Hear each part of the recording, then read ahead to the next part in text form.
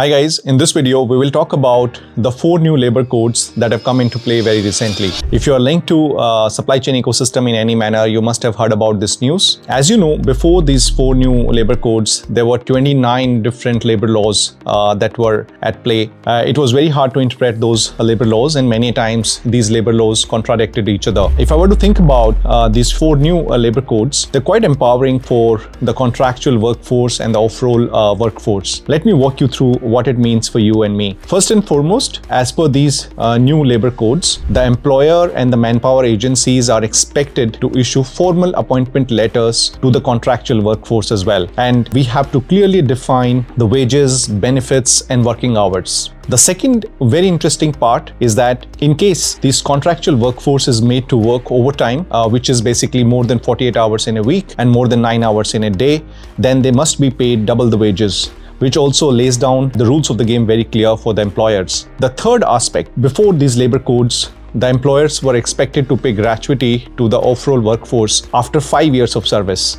Now, these labor codes mandate that gratuity be paid with just 1 year of service, which is also quite empowering. The fourth very interesting aspect is that the women workforce can now easily work on any of the shifts during the 24 hours of the day, whether it's day shift, evening shift, night shift. Previously, I think the law was quite ambiguous and silent about whether women can work in the night shift, and the employers were worried about taking the permissions, and they were worried about being non-compliant. So now I think the labor codes make it very clear that women can be employed in the night shifts without taking any extra permissions, as long as their safety and security is ensured, the transportation is provided to them. So I think it's quite empowering for the off-roll women workforce. And last but not the least is around, I think the statutory component payment has also been quite formalized, and a uniformity has been brought into that. Previously, on the base wages, on the minimum wages, many a times the employers and manpower agencies will bring in rather other allowances and make the base wage smaller, on which they had to pay provident fund and other statutory wages. Now with this uniformity coming into play, I don't think employers are anymore allowed to artificially reduce the base so that they pay lesser statutory compliant wages related aspects. That's also quite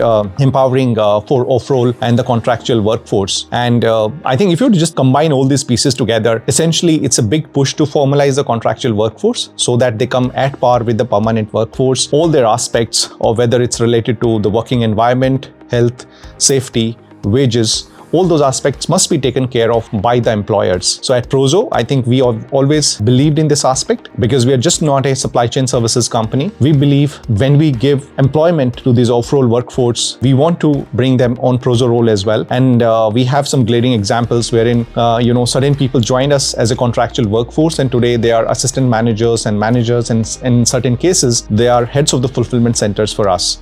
So we take deep pride in giving great working conditions to these off-roll employees and contractual workforce, and we employ almost 7,000 of those people in Prozo as of now. And I think as we grow, we believe for someone like us, these new labor codes really set us up for success, because we want to be compliant and we truly want to look after our off-roll workforce so that when they become successful, we become more and more successful. Thank you.